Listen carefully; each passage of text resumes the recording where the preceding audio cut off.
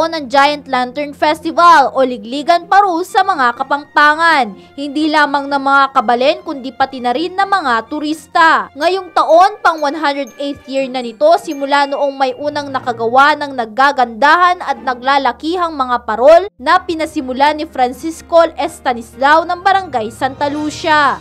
Taon-taon isang committee ang inoorganisa ng pamahalaang panlunsod ng San Fernando upang masiguro na ang pagdadaos nito ay magiging matagumpay. Kaya naman labis din ang tuwa ni City of San Fernando Mayor Edwin Santiago dahil isa na namang makulay na Giant Lantern Festival ang kanilang naidaos ngayong taon. One of the kind experience that you are about to witness with me is the creation of people with a deeply embedded culture, artistic craftsmanship, love of labor, and team spirit, which represent every barangay that participated in the year's event.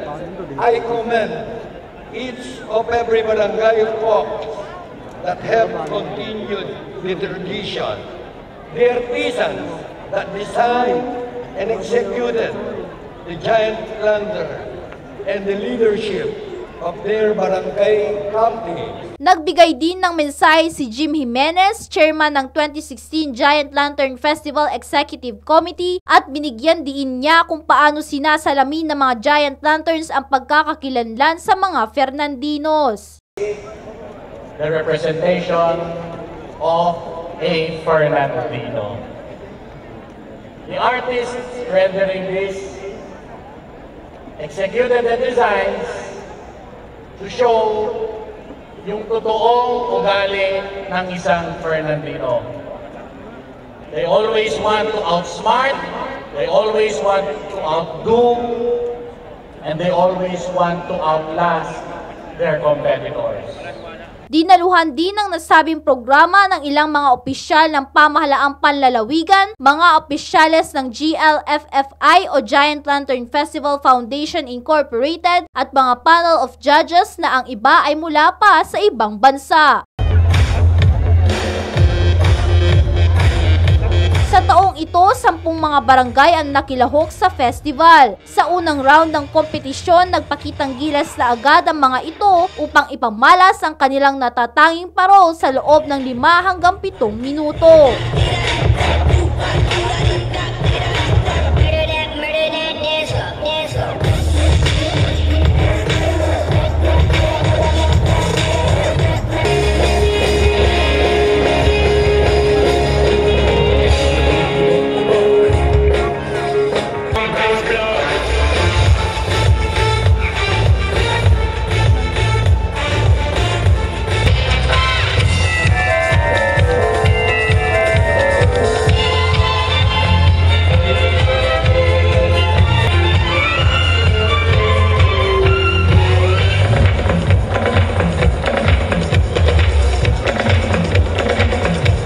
Sumunod naman na round, makikitang mas lalong ginalingan ng mga kalahok dahil may kasabayan na silang nagpapailaw ng mga makukulay na parol.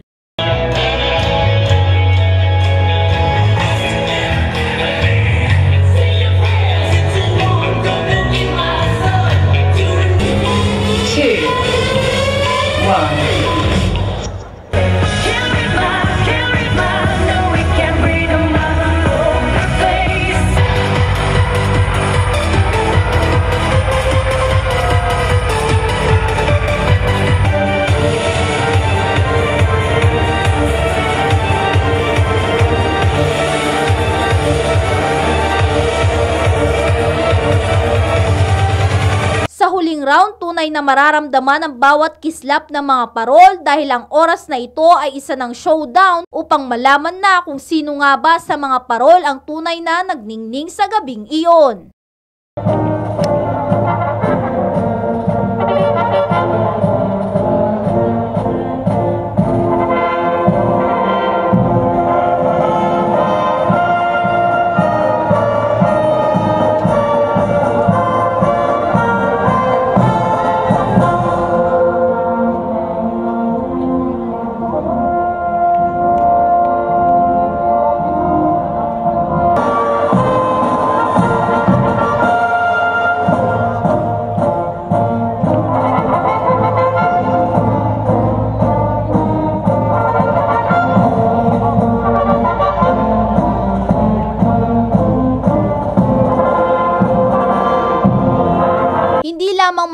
kulay at ilaw ang binigyang pansin dahil kailangan din na malakas ang visual impact nito sa mga nanonood. May mga iba't ibang special features o effects at may color combination ng parol para ito ang tanghalin na kampyon.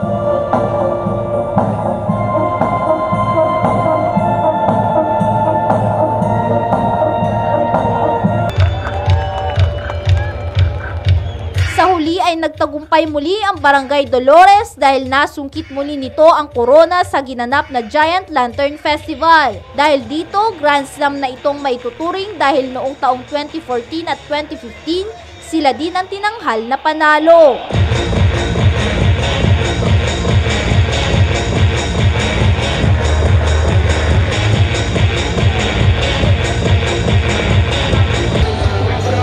Tinanghal na first runner-up ang Barangay Kalulot at second runner-up naman ang Barangay Sindalan. Ang Giant Lantern Festival ang isa sa mga pinakamalaking selebrasyon ng Kapaskuhan sa buong Pilipinas.